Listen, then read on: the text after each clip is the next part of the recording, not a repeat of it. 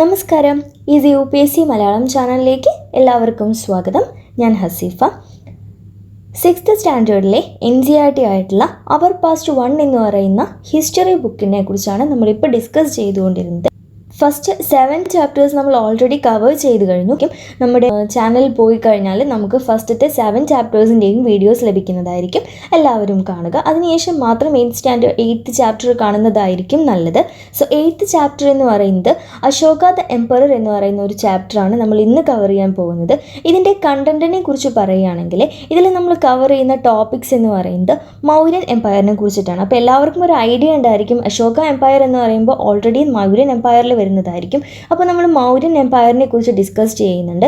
അതിൽ തന്നെ നമുക്ക് UPSC പെർസ്പെക്റ്റീവിൽ നമുക്ക് ആവശ്യമുള്ളതാണ് ചാണക്യ എന്ന് പറയുന്ന ഒരാളെക്കുറിച്ചും അദ്ദേഹം എഴുതിയ അർത്ഥശാസ്ത്രത്തെക്കുറിച്ചും. അപ്പോൾ അതിനെക്കുറിച്ചും ജസ്റ്റ് ഒരു ഇൻട്രൊഡക്ഷൻ തരുന്നുണ്ട്.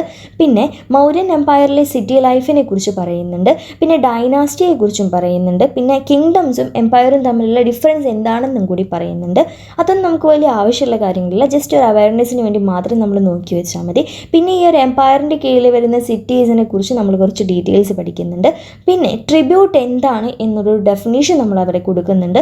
പിന്നെ മഗസ്തീൻ, ഇതുപോലെ ഫോറിൻ ട്രാവലേഴ്സിൽ നമുക്ക് ഇമ്പോർട്ടൻ്റ് ആയിട്ടുള്ള ഒരാളാണ്. നമുക്ക് UPSC പെർസ്പെക്റ്റീവിൽ നോക്കുമ്പോൾ മഗസ്തീൻസ് എന്ന് പറയുന്ന ഒരാൾ നമുക്ക് ഇമ്പോർട്ടൻ്റ് ആയിട്ടുള്ളതാണ്. അപ്പോൾ മൗര്യൻ എംപയറിൽ വരുന്ന ഒരു ഫോറിൻ ട്രാവലർ ആയിട്ടുള്ള മഗസ്തീൻസിനെ കുറിച്ച് നമ്മൾ ഈ ഒരു ചാപ്റ്ററിൽ ഡിസ്കസ് ചെയ്യുന്നുണ്ട്. പിന്നെ നമുക്ക് ഏറ്റവും ഇമ്പോർട്ടൻ്റ് ആയിട്ടുള്ള അശോക എംപററിനെ കുറിച്ചിട്ടാണ് നമ്മൾ ഡിസ്കസ് ചെയ്യാൻ പോകുന്നത്. അദ്ദേഹത്തിൻ്റെ അശോക ധമ്മ എന്താണ് എന്നൊരു ചെറിയൊരു ഡെഫിനീഷൻ കൊടുക്കുന്നുണ്ട്.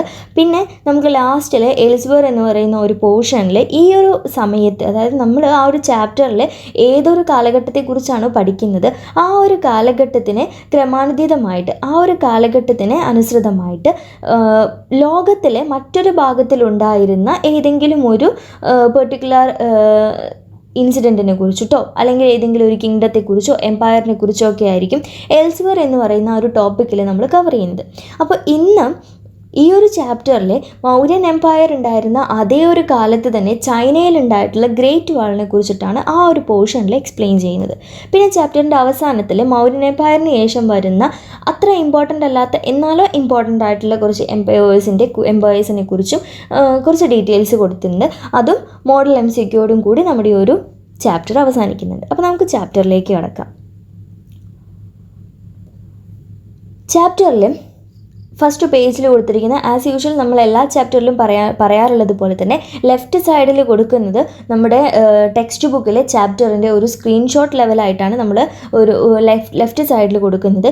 ഇതിൽ നമുക്ക് UPSC പെർസ്പെക്റ്റീവിൽ നമ്മൾ അതിനെ എങ്ങനെ റെഡ്യൂസ് ചെയ്തിട്ടുണ്ട്, അല്ലെങ്കിൽ നമുക്ക് ആവശ്യമുള്ള നോട്ട് മാത്രമാണ് റൈറ്റ് സൈഡിൽ കൊടുക്കുന്നത്. അപ്പോൾ ഈ ഒരു ലെഫ്റ്റ് സൈഡിൽ നമുക്ക് ലയൺ ക്യാപിറ്റൽ കാണാൻ പറ്റും, ഒരു പിക്ചർ കാണാൻ പറ്റും. ഈ ഒരു ലയൺ ക്യാപിറ്റൽ എന്ന് പറയുന്നത് നമുക്ക് അശോകയുമായിട്ട് ബന്ധപ്പെട്ട് നമ്മൾ എപ്പോഴും പരിചയപ്പെട്ടുകൊണ്ടിരിക്കുന്നതാണ്. അപ്പോൾ ഇനി അങ്ങോട്ട് നമ്മൾ ഹിസ്റ്ററി ചാപ്റ്റേഴ്സ് പഠിക്കുമ്പോഴൊക്കെ ഇതിൻ്റെ ആർക്കിടെക്ചർ റിലേറ്റഡ് ആയിട്ടുള്ള ഒരുപാട് കാര്യങ്ങൾ നമ്മൾ ഡിസ്കസ് ചെയ്യുന്നതായിരിക്കും. അപ്പോൾ അശോകയുടെ കാലത്തെ പില്ലാസ്, ഇൻസ്ക്രിപ്ഷൻസ്, അതൊക്കെയാണ് നമുക്ക് ഇമ്പോർട്ടൻ്റ് ആയിട്ട് UPSCയുടെ കാര്യത്തിൽ നോക്കാനുള്ളത്.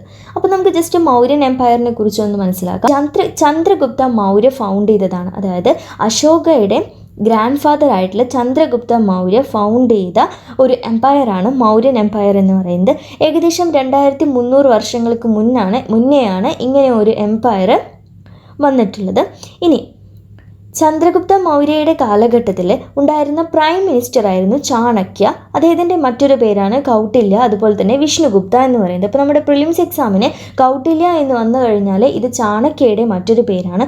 വിഷ്ണുഗുപ്ത എന്നുള്ളതും ഇദ്ദേഹത്തിൻ്റെ പേര് തന്നെയാണ്. അപ്പോൾ ചാണക്യ, കൗട്ടില്യ അല്ലെങ്കിൽ വിഷ്ണുഗുപ്ത എന്ന പേരിൽ അറിയപ്പെടുന്ന ഇദ്ദേഹം ചന്ദ്രഗുപ്ത മൗര്യയുടെ പ്രൈം മിനിസ്റ്റർ ആയിരുന്നു. ഇദ്ദേഹമാണ് അർത്ഥശാസ്ത്ര എന്ന് പറയുന്ന ബുക്ക് എഴുതിയിട്ടുള്ളത്. അപ്പോൾ നമ്മൾ അർത്ഥശാസ്ത്ര എന്ന് പറയുന്ന ആ ബുക്കിനെ കുറിച്ചും ചാണക്യ കുറിച്ചൊക്കെ ഡീറ്റെയിൽ ആയിട്ട് മറ്റുള്ള ചാപ്റ്റേഴ്സിൽ, മറ്റുള്ള സ്റ്റാൻഡേർഡിൽ നമ്മൾ പഠിക്കുന്നതായിരിക്കും.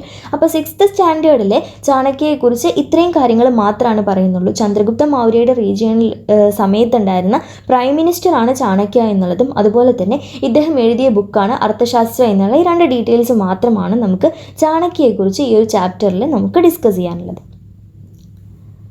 ഇനി ഈ ഒരു മാപ്പ് എന്ന് പറയുന്നത് ഇൻസ്ക്രിപ്ഷൻസ് എന്ന് പറയുന്നത് നമുക്ക് ആർട്ട് ആൻഡ് കൾച്ചറിൽ ഏറ്റവും ഇമ്പോർട്ടൻ്റ് ആയിട്ട് വരുന്നത് ഇൻസ്ക്രിപ്ഷൻസ് ആണ്. അപ്പോൾ മൗര്യൻ എംപയറിനെ കുറിച്ച് പറയുമ്പോൾ നമുക്ക് ആ ഒരു സമയത്തുണ്ടായിരുന്ന ക്യാപിറ്റൽ സിറ്റീസിനെ കുറിച്ചും ഇൻസ്ക്രിപ്ഷൻസിനെ കുറിച്ചും പിന്നെ 3 ഇമ്പോർട്ടൻ്റ് ആയിട്ടുള്ള രാജാക്കന്മാരെ കുറിച്ചുമാണ് നമുക്കിതിൽ പഠിക്കാനുള്ളത്. അപ്പോൾ ഇൻസ്ക്രിപ്ഷൻസ് എന്ന് പറയുമ്പോൾ ഈ ലൈറ്റ് ഗ്രേ കളറിൽ കൊടുത്തിരിക്കുന്നതൊക്കെ ഇൻസ്ക്രിപ്ഷൻസ് കണ്ട സ്ഥലങ്ങളാണ്.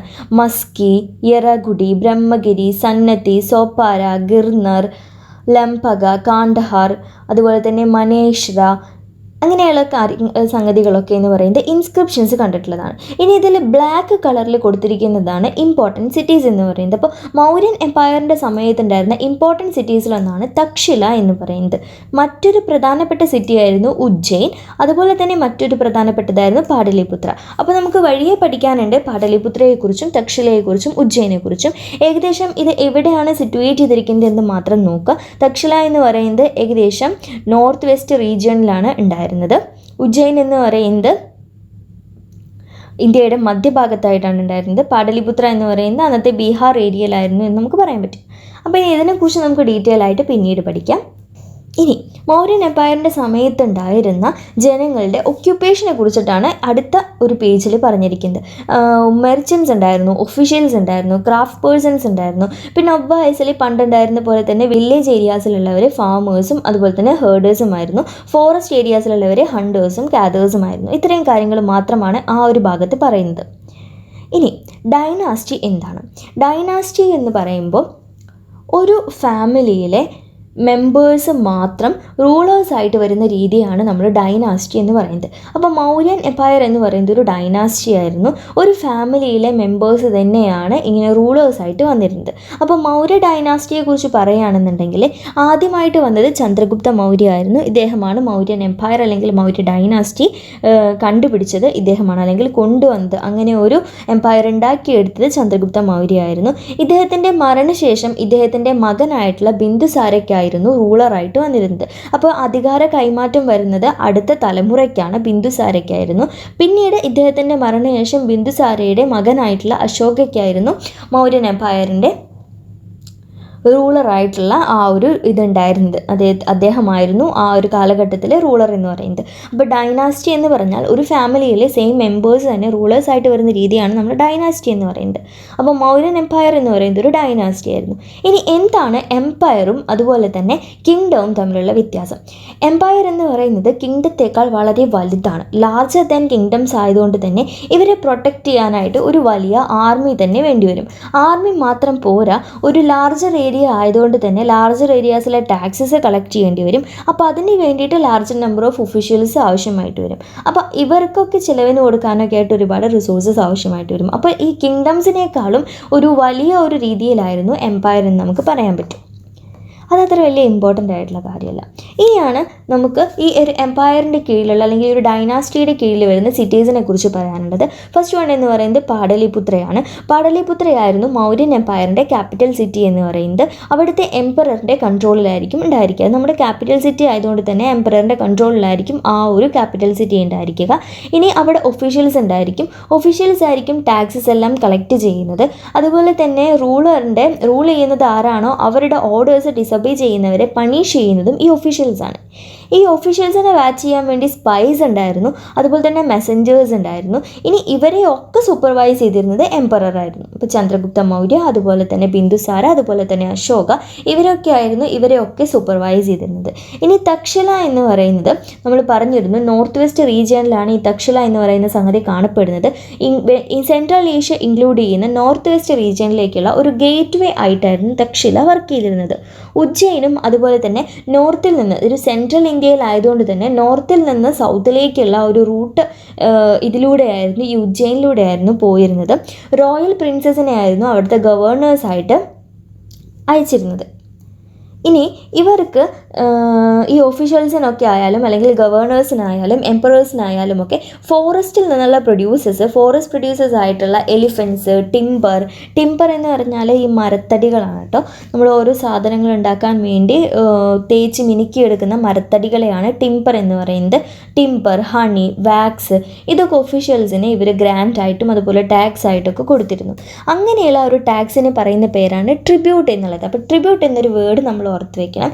ടാക്സസ് അല്ലാതെ റെഗുലർ ബേസിൽ ഈ ഒഫീഷ്യൽസ് കളക്ട് ചെയ്യുന്ന സംഗതികളെയാണ് ട്രിബ്യൂട്ട് എന്ന് പറയുന്നത്. ഈ ട്രിബ്യൂട്ട് എന്ന് പറയുന്നത് ഗോൾഡ് ആയിരിക്കാം, പ്രീഷ്യസ് സ്റ്റോൺസ് ആയിരിക്കാം, ബ്ലാങ്കറ്റ്സ് ആയിരിക്കാം, ഫോറസ്റ്റ് പ്രൊഡ്യൂസേഴ്സ് ആയിരിക്കാം, എന്ത് വേണമെങ്കിലും ആവാം.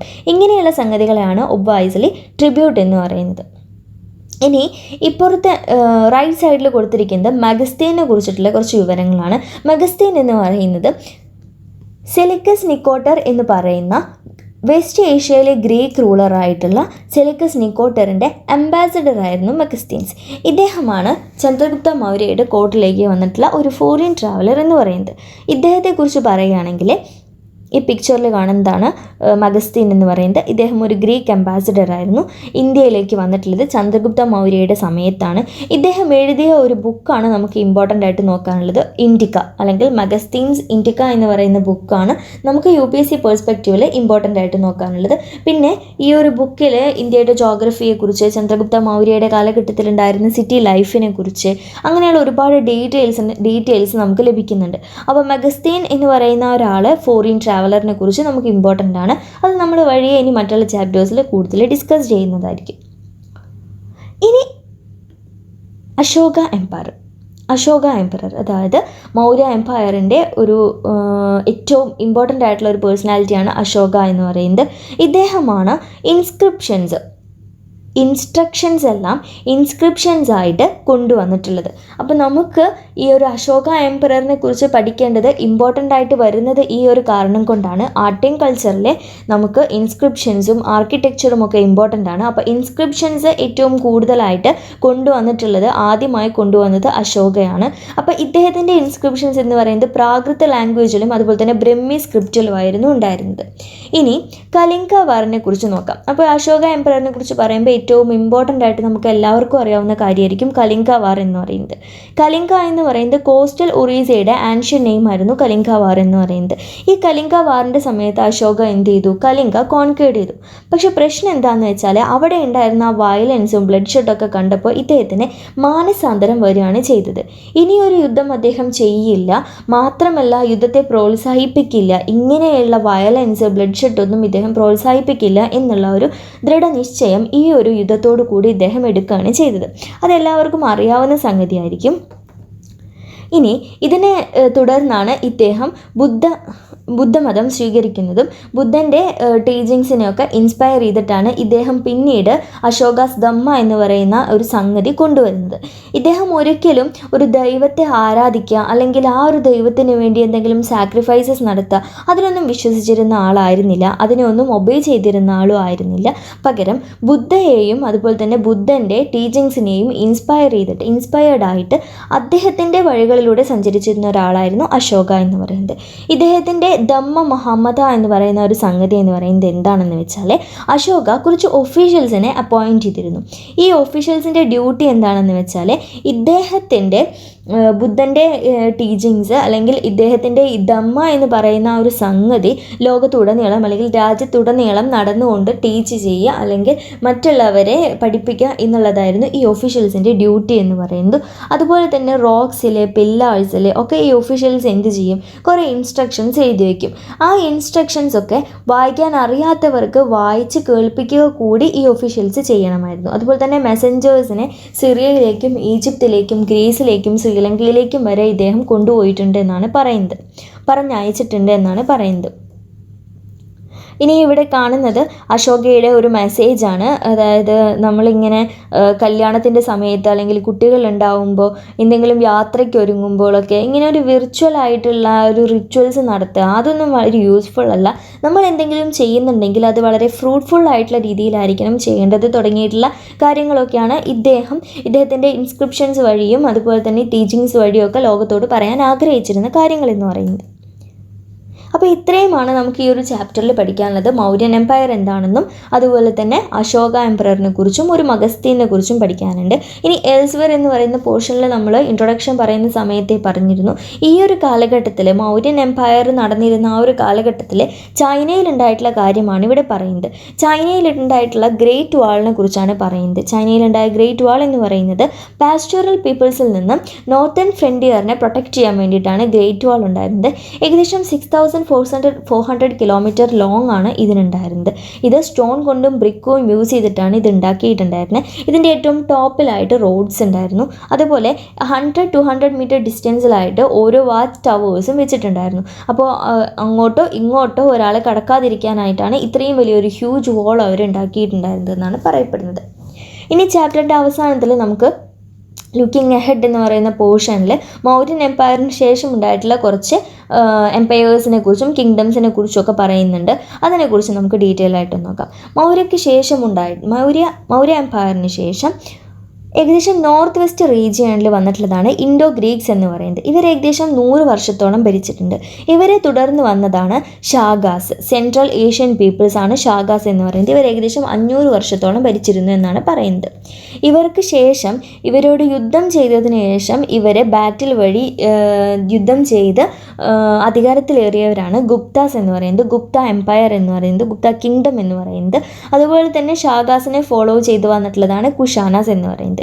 ഈ ഒരു സമയത്ത് തന്നെ നോർത്ത് ഏരിയയിലെ പുഷ്യമിത്ര ശുംഗ എന്ന് പറയുന്നത് മൗര്യയുടെ ജനറൽ ആയിരുന്ന പുഷ്യമിത്ര ശുംഗ ആണ്. അങ്ങനെ ഒരു ശുംഗ ഡൈനാസ്റ്റി അവിടെ വന്നിട്ടുണ്ട്. ഇതിൻ്റെ പിന്നീടാണ് ഇവരെ ഫോളോ ചെയ്തിട്ടാണ് കൻവാസ് വന്നിട്ടുള്ളത്. ഈ കൻവാസും ഗുപ്താസും തമ്മിൽ വീണ്ടും യുദ്ധം നടന്നിട്ടാണ് കൻവാസിൽ നിന്ന് ഗുപ്താസ് ആ ഒരു ഭരണം ഏറ്റെടുക്കുന്നത്. പിന്നെ ഷാഗാസ് നിരന്തരമായിട്ട് ശതവാഹനാസുമായിട്ട് ബാറ്റിൽ നടത്തിയതിൻ്റെ ഭാഗമായിട്ടാണ് ശതവാഹനാസ് വരുന്നത്. ഏറ്റവും കൂടുതൽ കാലം ഒരു നിലനിന്നിട്ടുള്ള ഒരു ഭരണമായിരുന്നു ശതവാഹനാസിൻ്റെ എന്ന് പറയുന്നത്. പിന്നീട് വകാടകാസാണ് ഇവരെ തുടർന്ന് വരുന്നത്. ഈ ഒരു സമയത്ത് തന്നെ സൗത്ത് ഇന്ത്യയുടെ കാര്യം പറയുകയാണെങ്കിൽ ചോളാസ് ഉണ്ടായിരുന്നു, ചേര ഉണ്ടായിരുന്നു, പാണ്ഡ്യാസ് ഉണ്ടായിരുന്നു, പല്ലവാസ് ഉണ്ടായിരുന്നു, അതുപോലെ തന്നെ ചാലുക്യാസും ഉണ്ടായിരുന്നു. അപ്പോൾ ഇത്രയും കാര്യങ്ങളാണ് മൗര്യൻ എംപയറിന് ശേഷം വരുന്ന ഒരു എംപയേഴ്സ് അല്ലെങ്കിൽ സ്മോൾ കിങ്ഡംസ് എന്ന് പറയുന്നത്. ഇതിനെക്കുറിച്ചൊക്കെ ഡീറ്റെയിൽ ആയിട്ട് നമ്മൾ +2 ബുക്കിലൊക്കെ നമുക്ക് പഠിക്കാനുണ്ട്. അപ്പോൾ അതുകൊണ്ട് തന്നെ കൂടുതൽ ഡീറ്റെയിൽ ആയിട്ട് ഇതിനെക്കുറിച്ച് പറയുന്നില്ല. നമുക്ക് പക്ഷേ ഇമ്പോർട്ടൻ്റ് ആണ്, UPSC പെർസ്പെക്റ്റീവിൽ ഇമ്പോർട്ടൻ്റ് ആയിട്ടുള്ള സംഗതികളാണ്. ജസ്റ്റ് ഒന്ന് ഓർത്ത് വയ്ക്കുക.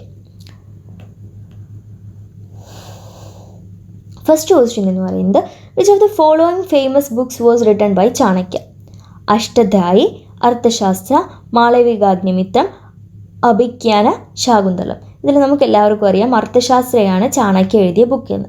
Which of the following is the correct order of Mauryan dynasty? Mauryan ഡൈനാസ്റ്റിയിലെ ഏറ്റവും ആദ്യം വന്നിട്ടുള്ളത് ചന്ദ്രഗുപ്ത മൗര്യയാണ്. പിന്നീട് വന്നിട്ടുള്ളത് അശോകയല്ല, ബിന്ദുസാരാണ്. അപ്പോൾ ലാസ്റ്റ് ഓപ്ഷനാണ് റൈറ്റ് ആൻസർ എന്ന് പറയുന്നത്. ഇനി തേർഡ് ക്വസ്റ്റ്യൻ എന്ന് പറയുന്നത് in which of the following places were the inscriptions of Ashoka found? അപ്പോൾ ഇൻസ്ക്രിപ്ഷൻസ് കണ്ട് കിട്ടിയിട്ടുള്ള റീജിയൻസ് നമ്മൾ നോക്കണം. കാണ്ഡഹാർ, ബ്രഹ്മഗിരി, ജൗഗാഡ, ഗിർനാർ, ലുംബിനി ഒക്കെ കിട്ടിയിട്ടുള്ള ഇൻസ്ക്രിപ്ഷൻസ് കണ്ടുപിടിക്കപ്പെട്ടിട്ടുള്ള സ്ഥലങ്ങളായിരുന്നു. അപ്പോൾ അതൊന്ന് ഓർത്ത് വയ്ക്കാം. ഇനി മൗര്യൻ അഡ്മിനിസ്ട്രേഷനെ കുറിച്ച് കുറച്ച് കാര്യങ്ങൾ പറയുന്നുണ്ട്. റോയൽ പ്രിൻസസിനെ ഗവർണേഴ്സായിട്ട് ചില പ്രൊവിൻസസിലേക്ക് സെൻഡ് ചെയ്തിരുന്നു എന്നാണ് പറയുന്നത്. അതുപോലെ തന്നെ എംപററിൻ്റെ ഡയറക്റ്റ് കൺട്രോളിലുള്ള ഏരിയാസിലെ ഒഫീഷ്യൽസിനെ ടാക്സ് കളക്ട് ചെയ്യാൻ വേണ്ടി അപ്പോയിൻറ്റ് ചെയ്തിരുന്നു. ഒബ്വയസ്ലി 2 സംഗതികളും കറക്റ്റാണ്. ഇനി ചന്ദ്രഗുപ്ത മൗര്യയുടെ റീജിയണിലേക്ക് അല്ലെങ്കിൽ അദ്ദേഹത്തിൻ്റെ സമയത്ത് അയക്കപ്പെട്ട അംബാസഡർ ആരായിരുന്നു? മഗസ്തീനായിരുന്നു. അടുത്തൊരു question which of the following officials were appointed by Ashoka to go from place to place? ആരെയാണ് ഓരോ ഭാഗത്തു നിന്നും മറ്റൊരു ഭാഗത്തേക്ക് ഇദ്ദേഹത്തിൻ്റെ ധമ്മ പ്രചരിപ്പിക്കാനായിട്ട് അപ്പോയിൻറ്റ് ചെയ്തിരുന്നത് എന്നാണ്. അവരെ പറയുന്ന പേരാണ് ധമ്മ മുഹമ്മദ എന്നുള്ളത്. അതൊന്ന് ഓർത്ത് വെക്കണം. അപ്പോൾ ഇത്രയും കാര്യങ്ങളാണ് നമുക്ക് പഠിക്കാനുള്ളത്. നമുക്കൊന്ന് ബ്രീഫ് ചെയ്യാം. നമ്മൾ പഠിച്ച കാര്യങ്ങളൊന്ന് ബ്രീഫ് ചെയ്യാം. നമ്മൾ മൗര്യൻ എംപയറിനെ കുറിച്ച് ഡിസ്കസ് ചെയ്തു. അതിൽ തന്നെ ചാണക്യയെക്കുറിച്ച് പറഞ്ഞു. അതുപോലെ അവരുടെ സിറ്റി ലൈഫിനെ കുറിച്ചും ഡൈനാസ്റ്റി എന്താണെന്നുള്ളതും അതുപോലെ എംപയേഴ്സും കിങ്ഡംസും എന്താണെന്നുള്ള കാര്യങ്ങളൊക്കെ നമ്മൾ ഡിസ്കസ് ചെയ്തു. എംപയേഴ്സും കിങ്ഡംസും തമ്മിലുള്ള ഡിഫറൻസ് നോക്കി. ഈ എംപയറിൻ്റെ കീഴിൽ വരുന്ന 3 സിറ്റീസിനെ കുറിച്ച് പാടലിപുത്ര, തക്ഷില, ഉജ്ജയിൻ, ഈ 3 സിറ്റീസിനെ കുറിച്ച് നമ്മൾ പരിചയപ്പെട്ടു. ട്രിബ്യൂട്ട് എന്താണ്, ട്രിബ്യൂട്ടായിട്ട് കൊടുക്കുന്നത് എന്താണെന്ന് നോക്കി. മഗസ്തീനെ കുറിച്ച് നമ്മൾ പഠിച്ചു. അശോക എംപററിനെ കുറിച്ചും അദ്ദേഹത്തിൻ്റെ ധമ്മയെക്കുറിച്ചും അതുപോലെ തന്നെ ധമ്മ മുഹമ്മദയെക്കുറിച്ചും നമ്മൾ പഠിച്ചു. പിന്നെ ചൈനയും ഗ്രേറ്റ് വാളിനെ കുറിച്ചും മൗര്യയുടെ റീജിയണിന് ശേഷം ഉണ്ടായിട്ടുള്ള കുറച്ച് കിങ്ഡത്തെക്കുറിച്ചും നമ്മൾ ഡിസ്കസ് ചെയ്തു. അപ്പോൾ ഇത്രയും കാര്യങ്ങളാണ് ഈ ഒരു ചാപ്റ്ററിലുള്ളത്. സോ അടുത്ത ചാപ്റ്ററായിട്ട് അടുത്ത വീഡിയോയിൽ കാണാം. അതുവരെ താങ്ക് യു.